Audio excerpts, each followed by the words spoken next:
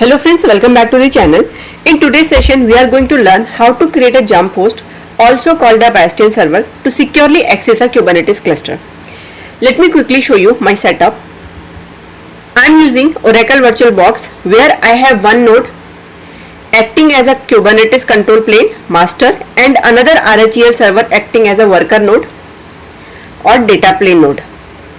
This kind of setup is very common, not just in labs but also in real world bare metal environments. Now instead of accessing these nodes directly, today we will configure a jump host to access the Kubernetes cluster securely. I already have a server ready, this one, running RHEL 9.6. This will act as our jump host. Before jumping into steps, let's understand why do we need a jump host. In real world Kubernetes environments, security is more important than convenience. Direct SSH access to a control plane nodes is risky and discouraged. That's where a jump host or a Bastion host comes in. It acts as a single control entry point used by DevOps engineers, admins or even Jenkins pipelines to safely access the Kubernetes cluster. So basically, what is a Kubernetes jump host? A jump host is basically a hardened Linux server with tools like kubectl, Helm, etc. It can communicate with the Kubernetes API server on port 6443, and most commonly it is the only machine allowed to manage the cluster. So instead of logging into the master node, admins, DevOps engineers SSH into jump host, from there run kubectl commands. Before we get started, let's quickly go through the prerequisites. Make sure you have a Kubernetes cluster. This can be KubeADM based, kind, that is Kubernetes and Docker, or even an OpenShift OCP cluster. A Linux server to act as the jump host. This will be our secure entry point to access the cluster. Next, network connectivity from jump host to control plane on 6443 port. This is important because the Kubernetes API server listens on port 6443 and all kubectl commands communicate through this port.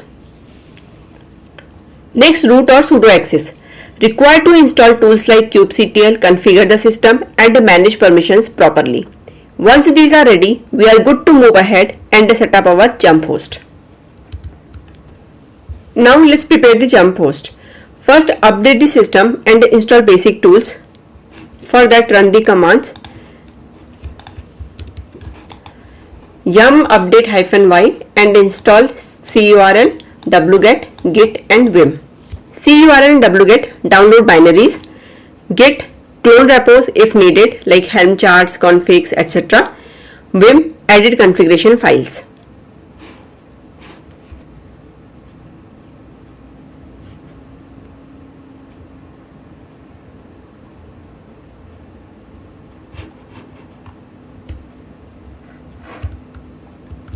Next, we will install kubectl, which is the CLI to talk to Kubernetes. For that, we will need to add Kubernetes repo for RHEL. Let me clear the screen. So why this step? Because kubectl is not in default RHEL repos, so we add the official Kubernetes repo. Hit enter. Now install kubectl using yum install command. Yum install -y kubectl.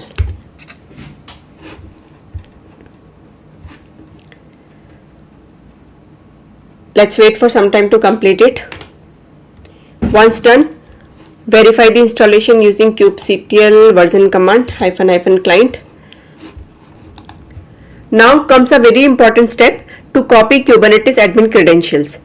On the control plane node, KubeADM creates this file /etc/kubernetes admin.conf and we need to copy it to jump host. So first go to the control plane node.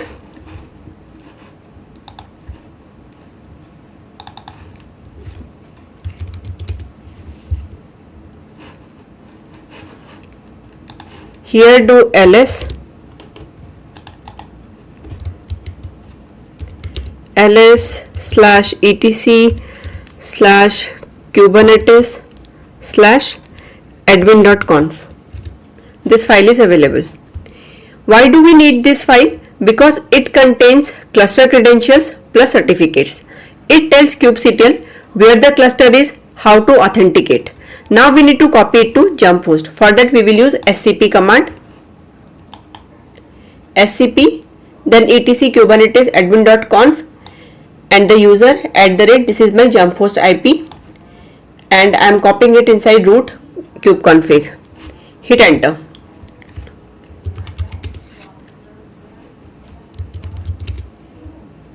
Once done, validate in your jump host. ls/root kubeconfig, that file being copied. Now configure kubeconfig on jump host. For that, create a directory ~/.kube. Move your kubeconfig file to this directory and give the permission.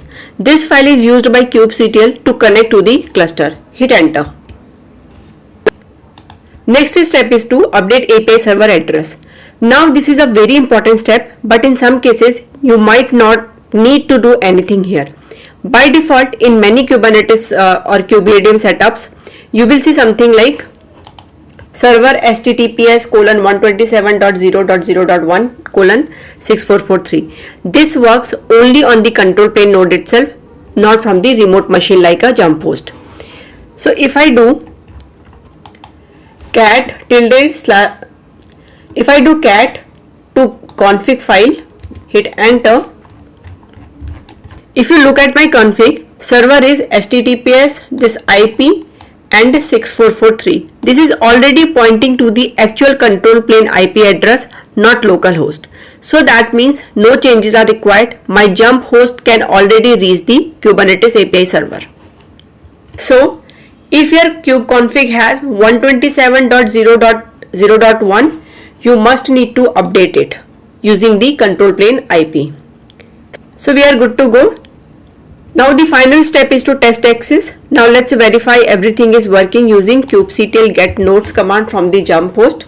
Here, clear the screen and run the command kubectl get nodes, and or you can do kubectl cluster info as well. Here you can see kubectl control plane is running, and here we can see the nodes. So if you can see your nodes, congratulations, your jump host is successfully connected to the Kubernetes cluster. And that's it for today. Now you have a secure production ready way to access your Kubernetes cluster using a jump host instead of directly logging into the master node.